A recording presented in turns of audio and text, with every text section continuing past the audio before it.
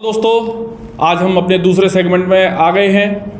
वाक्यांशों के लिए एक शब्द का पहला वीडियो डल चुका है जिसमें 50 क्वेश्चन है आपके सामने।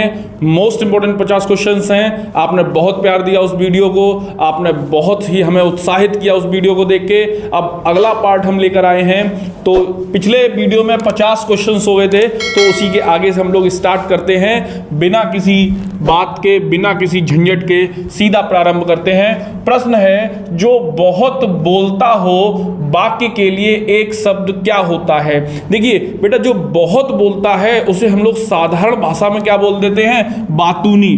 क्या बोल देते हैं? बातूनी। लेकिन अगर इधर अपन बात कर रहे हैं हिंदी की, तो ये कोई भी मानक शब्द नहीं है। अतः जो बहुत बोलता है उसके लिए सही शब्द होता है वाचाल। क्या शब्द होता है? वाचाल। तो यहां पर हमारा ऑप्शन जो है वो सी बिल्कुल सही है। यहां पर वक्ता नहीं होगा। वक्ता का तात्पर्य होता है बोलने वाला। वक्ता मतलब बोलने वाला। कोई भी व्यक्ति जो बोलता है वो होता है वक्ता। और यहां पे एक होता है प्रवक्ता, किसी की ओर से बोलने वाला। जैसे आपने देखा होगा कि फलानी पार्टी के प्रवक्ता हैं ये, यानी कि उस पार्टी की ओर से बोलेंगे, है ना। लेकिन प्रश्न के क्या है? जो बहुत बोलता हो, तो हमारा आंसर सही हो जाएगा वाचाल। ठीक है, अगला प्रश्न देखिए।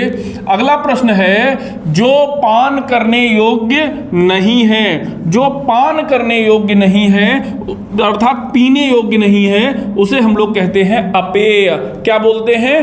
अपेय। ठीक है, जल्दी जल्दी कर रहे हैं क्योंकि पिछली बार बच्चों ने बोला था सर थोड़ा सा स्पीड बढ़ा दीजिए, तो ठीक है, इस बार स्पीड थोड़ी सी बढ़ा देते हैं। प्रश्न है, जिसका निवारण अत्यंत कष्ट से किया जा सके, उसके लिए एक शब्द होता है। बेटा देखिए, कष्ट से जिसका निवारण यानी कि मुश्किल से जिसका निवारण होता है उसे बोलते हैं दुर्निवार। क्या बोलते हैं? उसे बोलते हैं दुर्निवार। तो हमारा ऑप्शन देखिए सी बिल्कुल सही हो जाएगा, दुर्निवार, जिसका कष्ट से निवारण हो सके। अगला देखिए, अगला प्रश्न है, जो भेदा या तोड़ा ना जा सके। तो जो भेदा या तोड़ा ना जा सके उसे बोलते हैं अभेद। अभेद यानी कि जो भेदा और तोड़ा नहीं जा सकता। आंसर आपका बी जो है वो बिल्कुल सही है। कहते हैं ना, ये अभेद किला है, अभेद्य किला है, इस किले को हम भेद नहीं सकते। अगला प्रश्न है आपका, अनेक शब्दों के लिए एक शब्द के लिए निम्नलिखित विकल्पों में से कौन सा गलत है? अब देखिए बेटा जरा, यहां पे एक दे रखा है वाक्यांश और उसका सही शब्द दे रखा है, तो हमें गलत वाला बताना है। क्या पूछ रहा है? अनेक शब्दों के लिए एक शब्द के लिए निम्न में विकल्पों में से कौन सा गलत है? हमें गलत वाला ढूंढना है। देखिए, जंगल की आग को दावानल कहते हैं, बिल्कुल कहते हैं, ये तो सही हो गया। समुद्र की आग को बड़वानल कहते हैं, ये भी बिल्कुल सही हो गया, समुद्र की आग को बड़वानल कहते हैं। पेट की आग को जठराग्नि कहते हैं, ये भी बिल्कुल सही हो गया, जठराग्नि पेट की आग को कहते हैं। आगे की सोचने वाला अग्रगामी, नहीं बेटा यही गलत हो गया। अग्रगामी कौन होता है? जो आगे गमन करता है, आगे चलता है, उसे कहते हैं अग्रगामी। ये होता है अग्रसोची। अग्रसोची, ठीक है। हाँ, या दूरदर्शी भी कहते हैं, जैसे दूर की देखने वाला या दूर का ज्ञान रखने वाला। बहुत सी भाषाओं को जानने वाले के लिए एक शब्द है। बहुत सी भाषाओं को जो बेटा जानता है उसे हम कहते हैं बहुभाषाविद। बहुभाषाविद हमारा दूसरा ऑप्शन बिल्कुल सही है बेटा। ये गारंटी से ARO या और भी कोई एग्जाम जिसमें अनेक शब्दों के एक शब्द इस तरीके के प्रश्न आएंगे, मैं गारंटी देता हूं आपको प्रश्न यहां से लड़ जाएगा। आप पढ़ते रहिए, लाइक करते रहिए, शेयर करते रहिए। ठीक है, अगला प्रश्न है, जो कठिनाई से मिलता है के लिए एक शब्द है। देखिए, अप्राप्य, ये तो नहीं होगा क्योंकि ये अमाने प्राप्त नहीं, प्राप्य मतलब प्राप्त है, जो प्राप्त ही नहीं है। लेकिन ये क्या कह रहा है कि जो कठिनाई से मिलता तो है, लेकिन कैसे मिलता है?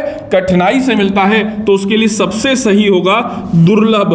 दुर्लभ मतलब जो मुश्किल से मिलता है। कहते हैं ना कि ये पुष्प बड़ा दुर्लभ है ना, बड़ी मुश्किल से मिलता है। ठीक है ना, ये आप कभी कभार दिखाई नहीं देते हो, आप कभी कभार मिलते नहीं हो अपने मित्रों के, तो आपके मित्र क्या कहते हैं? भैया आपके तो दर्शन दुर्लभ हो गए आजकल, मतलब बहुत कठिन हो गए आपके दर्शन, तो इसका आंसर क्या होगा?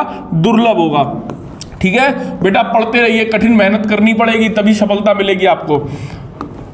जो पृथ्वी से संबद्ध है, देखिए ये पृथ्वी से संबद्ध है, उसके लिए शब्द होता है पार्थिव। देखिए मृत, जब आदमी मृत हो जाता है तो उसके शरीर को पार्थिव शरीर क्यों कहते हैं? इसीलिए कहते हैं क्योंकि अब उसका शरीर जो है वो पृथ्वी से संबद्ध हो गया, अब उसे पृथ्वी में ही मिलना है। क्षिति जल पावक गगन समीरा, पंच तत्व से बना शरीरा। इन्हीं 5 तत्वों से शरीर बनता है और अंततोगत्वा आप देखिए इन्हीं 5 तत्वों में शरीर विलीन हो जाता है। तो जो पृथ्वी से संबद्ध है उसका क्या अर्थ होता है या क्या शब्द होता है? उसके लिए पार्थिव शब्द होता है। आंसर हो जाएगा आपका सी, पार्थिव। ठीक है, अगला देखिए आप, जो कठिनाई से समझने योग्य है, जो कठिनाई से समझने योग्य है, देखिए दुर्बोध, क्लिष्ट, दुर्गम, अगम, बिल्कुल सही। पहला ही ऑप्शन इसका बिल्कुल सही हो जाएगा, दुर्बोध, जो कठिनाई से समझने योग्य। अगर यहां पर होता जहां जाना कठिन है तो आंसर हो जाता दुर्गम, जहां जाना या पहुंचना कठिन है तो आंसर हो जाता आपका दुर्गम। ठीक है ना। अगला देखिए, अगला प्रश्न है, जो पहले था पर अब नहीं। तो जो पहले था पर अब नहीं, उसके लिए शब्द होता है भूत पूर्व, है ना। आपने देखा होगा जो पहले डीआईजी साहब थे, है ना, तो उनके आगे लग जाता है एक्स, यानी कि भूत पूर्व डीआईजी, है ना। ये पहले थे अब नहीं है ना। चलिए, तो जो पहले था अब नहीं के लिए शब्द है भूत पूर्व। अगला देखिए, जिसे जानने की इच्छा है। देखिए एक शब्द हमने आपको बताया था, जिसे युद्ध की जीतने की इच्छा है, उसके लिए होता है जिगीसु, जिसे युद्ध जीतने की इच्छा है। ठीक है ना। जिजीबिसु ये तो शब्द ही गलत है, जिज्ञासु बिल्कुल सही, यही शब्द है। ऐसा कोई व्यक्ति जिसे कुछ जानने की इच्छा है उसे कहते हैं जिज्ञासु। आपने देखा होगा कुछ लोग ऐसे होते हैं जो छोटी छोटी चीज़ों, ये क्या है, इससे क्या होता है, क्या कर सकते हैं इससे, ये कैसे चलाया जाता है, ये क्या होता है, उनकी इच्छा होती है, इसे बोलते हैं जिज्ञासा, और इस तरीके के व्यक्ति को बोलते हैं जिज्ञासु। ठीक है ना। और जिगुसु कौन है, ये भी बहुत इंपॉर्टेंट है, ये भी इंपॉर्टेंट है। ये वह है जो युद्ध जीतने की इच्छा रखता है, उसे जिगीसु कहते हैं। ठीक है ना। हाँ, चलिए अगला देखिए। अगला है, महल के भीतर के भाग को क्या कहते हैं? महल के भीतर का भाग जहां राजा रानी रहते हैं उसे अंतःपुर कहते हैं। क्या कहते हैं? अंतःपुर कहते हैं। आंसर आपका डी सही हो जाएगा। महल के भीतर का भाग जहां राजा और रानी रहते हैं उसे अंतःपुर कहते हैं। ठीक है बेटा। चलिए आगे चलते हैं। झगड़ा लगाने वाला मनुष्य, ये बड़ा इंटरेस्टिंग है, ये जरा आप देखो पहले फिर मुझे आप बताओ ये क्या हो सकता है। झगड़ा लगाने वाला मनुष्य, उसे क्या कहते हैं? नारद, शकुनी, विभीषण, जयचंद। क्या सोच रहे हो आप? देखो, झगड़ा लगाने वाले को नारद कहते हैं। क्या कहते हैं? नारद कहते हैं। विभीषण और जयचंद ऐसे लोगों को कहते हैं जो धोखा देते हैं, धोखा देते हैं। बहुत चतुर जो होता है उसे कहते हैं शकुनी।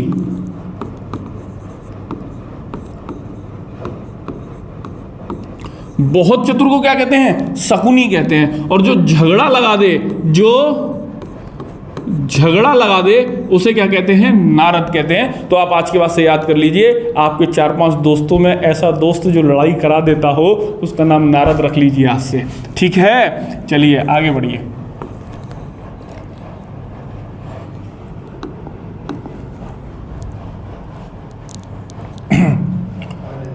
इति युक्ता स्त्री, अरे ये थोड़ा सा गलत हो गया, यहां पे होगा पति युक्ता। स्त्री को क्या कहते हैं? मतलब ऐसी स्त्री जिसका पति है, ऐसी स्त्री जिसका पति जीवित है तो उसका आंसर होता है सधवा। ऐसी स्त्री जिसका पति जीवित है उसे कहते हैं सधवा। ठीक है। टाइपिंग की मिस्टेक है, कोई दिक्कत की बात नहीं। ऐसा देखिए, जो हमेशा रहने वाला है बेटा, आपको पता है जो हमेशा रहने वाला, आजीवक नहीं, अनवरत नहीं, शाश्वत जी हाँ, अप्रहित नहीं। ठीक है ना, आंसर क्या होगा? शाश्वत। जो हमेशा रहता है उसे शाश्वत कहते हैं। अब देखिए, आजीवक एक संप्रदाय था जो मोगली गोशाल ने चलाया था। ठीक है ना, और अनवरत, अनवरत मतलब नियमित बहने वाला, नियमित चलने वाला, है ना, जो कहते हैं अनवरत धारा है ना, लगातार चलने वाली धारा है। शाश्वत जो हमेशा रहेगा, आज भी है, कल भी रहेगा और कल भी था। ठीक है ना, तो जो हमेशा रहने वाला है वो कौन है? शाश्वत है। क्या मनुष्य शाश्वत है? क्या मनुष्य शाश्वत है? कमेंट में बताइए। जिस पेड़ के पत्ते झड़ गए हों, जिस पेड़ के पत्ते झड़ गए हों उसे अपर्णा कहते हैं। जिस पेड़ के पत्ते झड़ जाते हैं उस पेड़ को क्या कहते हैं? अपर्णा कहते हैं। ठीक है ना, पतझड़ वह ऋतु होती है जिसमें पेड़ के पत्ते अपने पुराने पत्तों का त्याग करते हैं, जिससे कि नए पत्ते उस पर आ सके।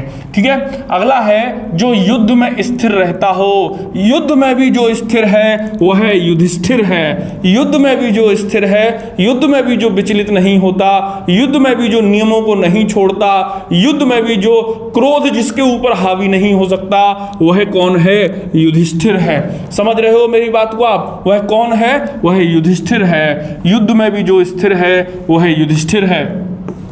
अगला देखिए आप, जिस पुरुष की पत्नी साथ नहीं, देखो बेटा, जिस पुरुष की पत्नी साथ नहीं उसे कहते हैं विपत्नीक। क्या कहते हैं? विपत्नीक, मतलब बिना पत्नी के। तो ये आंसर हो जाएगा आपका बी वाला, बिल्कुल सही। बेटा बहुत से बच्चे विधुर कर देते हैं, विधुर नहीं है। वो क्या कह रहा है कि वो पत्नी के साथ नहीं है, वो ये नहीं कह रहा कि उसकी पत्नी मर गई है। ठीक है ना, पत्नी जीवित तो है लेकिन साथ नहीं है, तो आंसर रहेगा विपत्नीक। अगर वो कह देता जिसकी पत्नी जीवित नहीं है, पत्नी जीवित नहीं है, जीवित नहीं है, तब आंसर होता विधुर। समझ पा रहे हैं आप इस बात को? तब आंसर क्या होता? विधुर होता। चलिए अगला देखिए। बच्चों आप बहुत सपोर्ट कर रहे हो, उसके लिए हम आपको धन्यवाद दे रहे हैं दिल से। बस एक बार शेयर कर दो। अगर आपको वास्तव में अपने सर का पढ़ाया हुआ अच्छा लगता है तो एक बार शेयर कर दो, एक बार लाइक कर दो, और हर बच्चा जो देख रहा है एक बार कमेंट जरूर करे, अपना नाम जरूर कमेंट करे। ठीक है, हाँ, तैरने की इच्छा, तैरने की इच्छा को बोलते हैं तितीर्षा। तैरने की इच्छा को बेटा क्या बोलते हैं? तितीर्षा। ये पिछले वीडियो में भी हमने आपको बताया था, तैरने की इच्छा को तितीर्षा बोलते हैं। ठीक है, अगला देखिए। अगला है अपना उद्देश्य पूर्ण हो जाने पर, अपना उद्देश्य पूर्ण हो जाने पर संतुष्ट ऐसे व्यक्ति को क्या कहते हैं? देखिए, आपका उद्देश्य पूर्ण हो जाए और आप संतुष्ट हो जाओ तो इसे बोलते हैं कृतार्थ। क्या बोलते हैं? कृतार्थ, कृतार्थ। तो ये आंसर बी वाला जो है वो बिल्कुल सही है। अपने उद्देश्य के पूर्ण होने पर जो संतुष्ट हो जाए उसे बोलते हैं कृतार्थ। ठीक है बेटा? हाँ जी।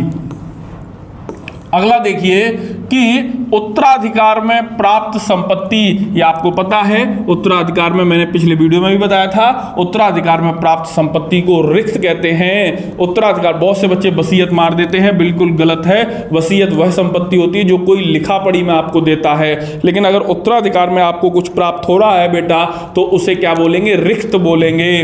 ठीक है, इसे याद रखिएगा आप। हाथी की पीठ पर रखा जाने वाला आसन, बेटा हाथी पर जब हम बैठते हैं तो उस पर बैठने के लिए हमारे लिए एक आसन रखा जाता है, उसे हौदा कहा जाता है। क्या कहा जाता है? हौदा कहा जाता है। जीन और काठी ये दोनों घोड़े के ऊपर रखी जाती हैं। ठीक है ना, जीन और काठी दोनों घोड़े के ऊपर रखी जाती हैं। वख्तर वह कवच होता है जो लोहे का कवच होता है, जो सैनिक पहना करते हैं जब युद्ध में लड़ने जाते हैं तो बख्तर पहन कर जाते हैं। ठीक है ना, वख्तर पाख्तर बीच दस जाति मीन पैर पार जात पर वाह जो हलन के। बहुत अच्छी कविता है भूषण कवि की। ठीक है ना, तो आपका आंसर हो गया हाथी की पीठ पर रखा जाता है हौदा। नियम विरुद्ध असामाजिक कार्य करने वालों की सूची, तो श्वेत सूची तो होगी नहीं, आपको पता है, काली सूची होगी। तो कौन सी सूची है? काली सूची। ऐसी सूची जिनमें कहते नहीं ब्लैक लिस्टेड, आप ब्लैक लिस्टेड हो गए, मतलब काली सूची में आपका नाम आ गया। यानी कि नियम विरुद्ध कार्य करने वालों का नाम जिस सूची में होता है उस सूची को कहते हैं काली सूची। ठीक है, चलिए अगला देखिए, गिरा हुआ। आपको पता है गिरा हुए के लिए पतित शब्द आता है। क्या शब्द आता है? पतित शब्द आता है। ओहो, पतित होना चाहिए यहाँ पर। भाई टाइपिंग वाला मेरा भाई बहुत गलती कर रहा है आजकल। हाँ, गिरा हुआ के लिए शब्द क्या होगा? सॉरी, पतित शब्द होगा।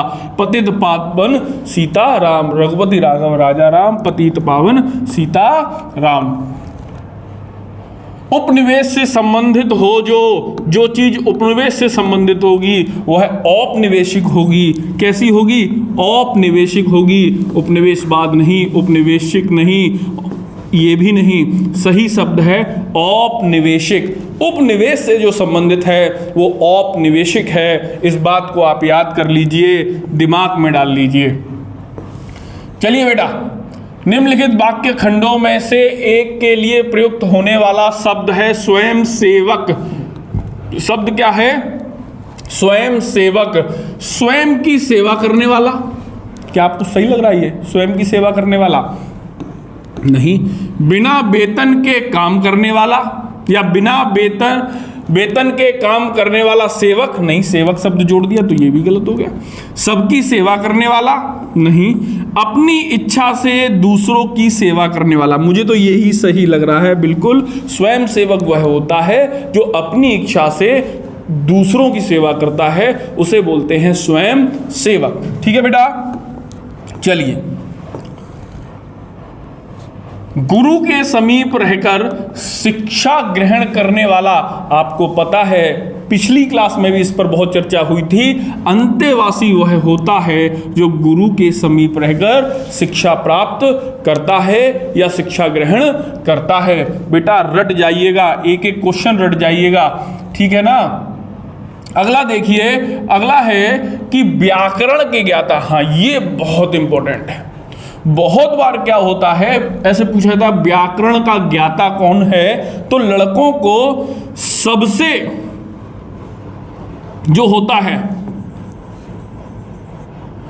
सबसे ज्यादा अशुद्ध जो लगता है वो व्याकरण लगता है, जबकि सही आंसर भी यही है। व्याकरण के ज्ञाता को व्याकरण ही कहते हैं, ना तो व्याकरणकर्ता, व्याकर्ता, व्याकरणज्ञ और व्याकरणी ये भी नहीं कहते हैं। क्या कहते हैं? व्याकरण बोलते हैं। व्याकरण के ज्ञाता को क्या बोलते हैं? व्याकरण बोलते हैं। Got it? अगला देखिए, बच्चों को सुलाने के लिए गाया जाने वाला गीत, लल्ला लल्ला लोरी दूध की कटोरी, है नहीं? समझ गए? इसमें तो कोई दिक्कत की बात। सोहर तो बेटा जब बच्चा पैदा होता है तब गीत गाया जाता है, उसे सोहर कहते हैं। सुबह सुबह जो गीत गाए जाते हैं उन्हें प्रभाती गीत कहते हैं। Got it? ये याद रखना आप। जो नभ में चलता है खेचर होता है, जो नभ में चलता है वो खेचर होता है। समझ गए आप मेरी बात को? खच्चर नहीं होता है, खच्चर तो एक जानवर होता है। नभ में चलने वाला कौन होता है? खेचर होता है। इस बात को आप समझ जाइए। इसमें जरा एक ऑप्शन है, देखिए, हाँ, नभोत्पन्न, ये नभ में उत्पन्न होने वाला, नभ में उत्पन्न होने वाला।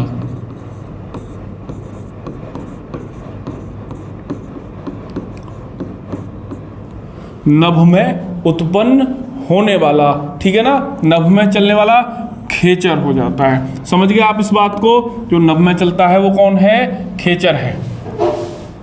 बढ़ा चढ़ाकर किसी बात को कहना, तो बेटा किसी बात को बढ़ा चढ़ाकर कहना अतिशयोक्ति होता है। मैं अतिशयोक्ति के लिए सभी बच्चों को एक चीज की हिंट दे देता हूं।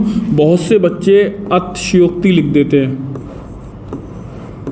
मैंने बहुत से बच्चों को इस तरीके से लिखते देखा है, अतिशयोक्ति, ठीक है ना। ये गलत है बेटा, शब्द होता अतिशयोक्ति, अतिशयोक्ति। पूरा शा बनता है। ये शुद्ध अशुद्ध में भी बेटा बहुत शब्द पूछा जाता है।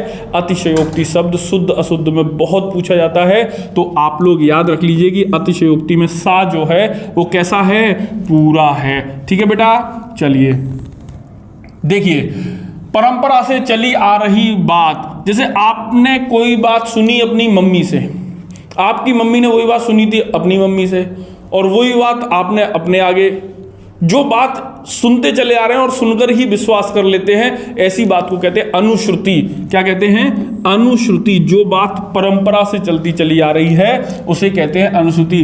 परंपरा से चली आ रही बात को कहते हैं अनुश्रुति। इस बात को आपने समझ लिया, ठीक है बेटा। अगला देखिए, स्वेद से उत्पन्न, स्वेद माने होता है बेटा पसीना, स्वेद से उत्पन्न होने वाले को क्या कहते हैं, तो देखो स्वेदज, स्वेद धन अज माने स्वेद से जन्मा, उसे कहते हैं स्वेदज।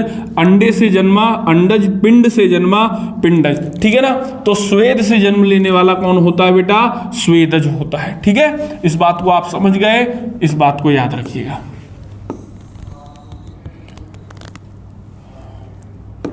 अपरिणीत शब्द निम्नलिखित में से किस वाक्यांश के लिए प्रयुक्त होता है, बेटा जिसका विवाह नहीं हुआ होता ना उसे बोलते हैं अपरिणीत। ठीक है ना, जिसका विवाह नहीं हुआ होता उसे बोलते हैं। आइए देख लेते हैं, जिसका परिणाम ना निकला हो, जिसका विवाह ना हुआ हो, हाँ हम लोगों ने भी यही याद किया। जिसका विवाह हो चुका हो वो परिणीत होता है, जिसका विवाह हो चुका है वो परिणीत होता है। ठीक है, जो देखने में प्रीति करना हो नहीं, तो हमारा आंसर क्या हो जाएगा, बी वाला सही हो जाएगा। जिसका विवाह ना हुआ हो वो अपरिणीत। ठीक है, इस बात को याद रखेंगे। ठीक है, ये देखिए, निम्नलिखित में से किस वाक्यांश के लिए एक शब्द दुर्निवार है। दुर्निवार, जिसे दूर करना मुश्किल हो, जिसका समाधान करना मुश्किल हो, तो उसके लिए शब्द होता है दुर्निवार। जिसे दूर करना कठिन हो, हाँ पहला ही सही है, और भी देख लेते हैं। जिस पर वार करना कठिन हो, ये तो गलत ही है। जिसे देख पाना कठिन हो, ये भी गलत है। जिसे जीत पाना, ये तो अजय होता है, ये दुर्जय होता है। ठीक है ना, इसका मतलब हमारा आंसर ए सही हो गया, जिसे दूर करना कठिन हो। समझ गए मेरी बात को, ठीक है। चलिए अगला देखिए, अगला है हमारे सामने, जिसका कोई शत्रु नहीं है। बेटा जिसका कोई शत्रु नहीं वो अजात शत्रु है। ठीक है ना, जिसका कोई शत्रु, अजय जिसे जीता ना जा सके, शत्रुजयी जो शत्रु को जीत लेता हो, अजात शत्रु जिसका कोई शत्रु नहीं है। ठीक है ना, तो आंसर क्या हो गया, सी हो गया, अजात शत्रु जिसका कोई शत्रु नहीं है। ठीक है, इस बात को याद करेंगे। खोज करने वाला, खोज करने वाला यानी अन्वेषण करने वाला, किसी चीज को अन्वेषित करने वाला, तो उसे बोलते हैं अन्वेषक। क्या बोलते हैं, अन्वेषक। पहला ही ऑप्शन हम लोगों का सही हो गया। अनुपम जिसके समान कोई दूसरा नहीं है। ठीक है ना, ना अन्विति होगा ना निवेशक होगा, आंसर हमारा होगा अन्वेषक, जो खोज करता है। और खोज को क्या कहते हैं, अन्वेषण कहते हैं। खोज को क्या कहते हैं, अन्वेषण कहते हैं। ठीक है, इस बात को आप याद रखेंगे। आगे चलते हैं हम लोग। जिसकी ग्रीवा सुंदर हो, हाँ ग्रीवा होती है बेटा गर्दन, जिसकी गर्दन सुंदर हो उसे बोलते हैं सुग्रीव। जिसकी गर्दन सुंदर हो, तो पार्थिव नहीं, सुग्रीव बिल्कुल सही है, सुधीर गलत, सुनील गलत। यानी कि जिसकी ग्रीवा, जिसकी गर्दन सुंदर हो उसे बोलते हैं सुग्रीव। गॉट इट बेटे।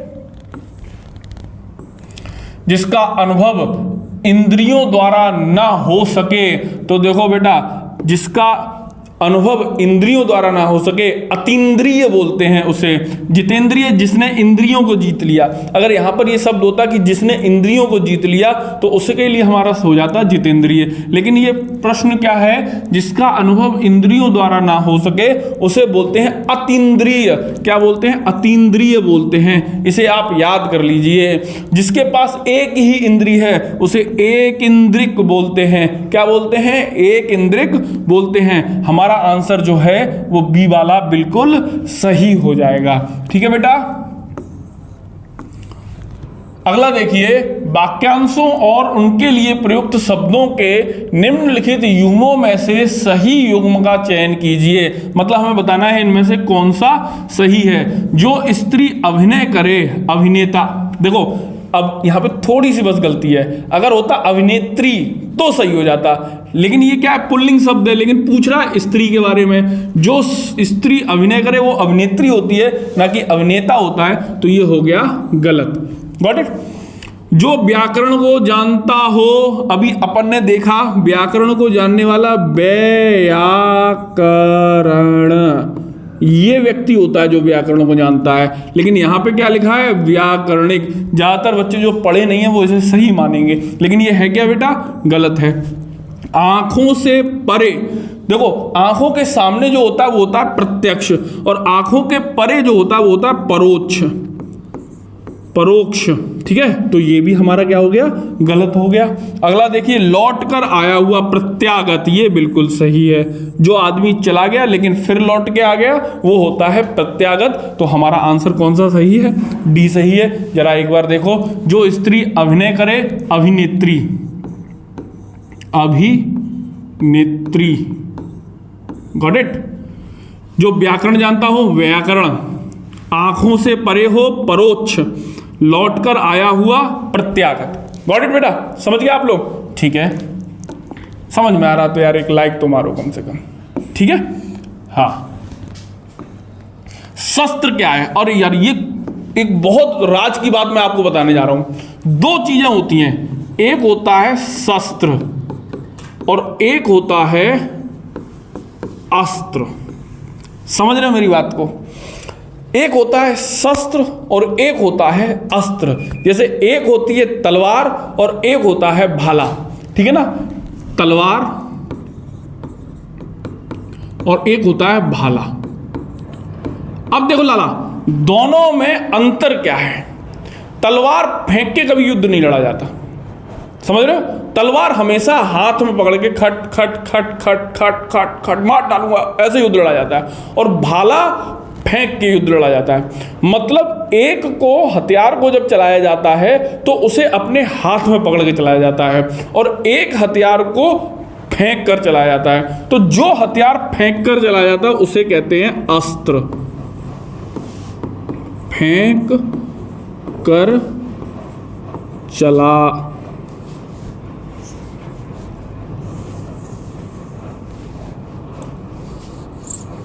गलत लिख गया था ना मैंने, तभी तो कही थी। फेंक कर चलाया जाने वाला, क्या हो रहा है जी, जाने वाला अस्त्र है। और शस्त्र क्या है? हाथ में पकड़कर, हाथ में पकड़कर चलाना। देखो मम्मी चप्पल मारती हैं, ए उठाइयो दी फेंक के तुम में, अस्त्र है। समझ रहे मेरी बात को? लेकिन बेलन से जब मारती हैं तो क्या है? शस्त्र है। समझ गए? बेलन को फेंकती नहीं, बेलन को पकड़े पकड़े मारती हैं। बेल्ट से मारती हैं तुम्हें, बेल्ट से। हम अपने टाइम में बेल्ट से पिटे, समझे? बेल्ट पकड़ दे दे दे, ठीक है ना? तो वो क्या है? शस्त्र है। तो यहां पे क्या पूछा है? शस्त्र पूछा है। क्या पूछा है? शस्त्र पूछा है। एक तरह की विद्या, गलत। वह हथियार जो फेंक कर चलाया जाए, गलत। वह हथियार जो हाथ में थाम कर चलाया जाए, सही। इनमें से एक कोई नहीं। तो शस्त्र क्या है? जो हाथ में पकड़े पकड़े चलाया जाए। और अस्त्र क्या है? जो, अच्छा बताओ तलवार क्या है? सब लोग कमेंट करेंगे तलवार क्या है, ठीक है? और धनुष बाण क्या है? Got it? चलिए ठीक है। तो इसका क्या हो गया? शस्त्र क्या है? वह है हथियार जो हाथ में थाम कर चलाया जाए, ठीक है। चलिए अगला देखिए, जिसमें संसार के प्रति मोह ना रहा हो उपरोक्त वाक्य का चयन कीजिए, ठीक है ना। जिसमें मोह नहीं होता वो बीतरागी हो जाता है, ठीक है ना। रागी तो गलत हो गया, अनुरागी भी गलत हो गया, शीतरागी, बीतरागी बिल्कुल सही हो गया। जिसमें संसार के प्रति कोई मोह नहीं, सब बीत गया है ना, उसे बीतरागी कहते हैं, ठीक है। अगला सब है आपका, किसी प्रतियोगिता में विजयी होने पर दिया जाता है पारितोषक, ठीक है ना। विजय होने पर क्या दिया जाता है? पारितोषक। देखिए ठीक है, पारितोषिक बेटा क्या होता है, उपहार क्या होता है, जन्मदिन वगैरह पे दिया जाता है जिसमें आपकी कोई मेहनत नहीं लग रही है। आपका बर्थडे आ गया, किसी ने आपको उपहार दे दिया, ठीक है ना। वैलेंटाइंस डे आ गया, किसी ने आपको उपहार दे दिया, कोई मेहनत लग रही है, कोई मेहनत नहीं लग रही है। लेकिन पारितोषिक वो होता है जो मेहनत करके अर्जित किया जाए। 200 लोगों ने प्रतियोगिता दी और उसमें आप टॉपर आए, तो आपकी मेहनत के दम पर आए, तब आपको जो मिलेगा वो पारितोषिक होगा, ठीक है ना। समझ गए आप मेरी बात को, वो पारितोषिक होगा। कुसंगति के कारण चरित्र पर दोष लगना क्या कहलाता है? दुष्चरित्र, कलंक, अपकीर्ति, अपयश। बताइए, सोचिए। कुसंगति के कारण चरित्र पर दोष लगना क्या कहलाता है? कलंक कहलाता है। बिल्कुल सही कहा आपने, क्या कहलाता है? कलंक कहलाता है, ठीक है ना। जो कभी बूढ़ा ना हो, अजर शब्द, आ माने नहीं, जर माने बूढ़ा होना, वह जो कभी बूढ़ा नहीं होता उसके लिए शब्द होता है अजर। सीता जी ने हनुमान जी को आशीर्वाद दिया, अजर अमर गुण निधि सुत होऊ, अजर हो जाओ कभी बूढ़े मत हो, अमर हो जाओ कभी तुम्हारी मृत्यु ना हो। तो अजर कौन है? हनुमान जी अजर हैं, जो कभी बूढ़ा नहीं होता। वो कौन है? अजर है। अमर, जो कभी मरता नहीं, सदाबहार, जो हमेशा जिस पर बहार रहती है।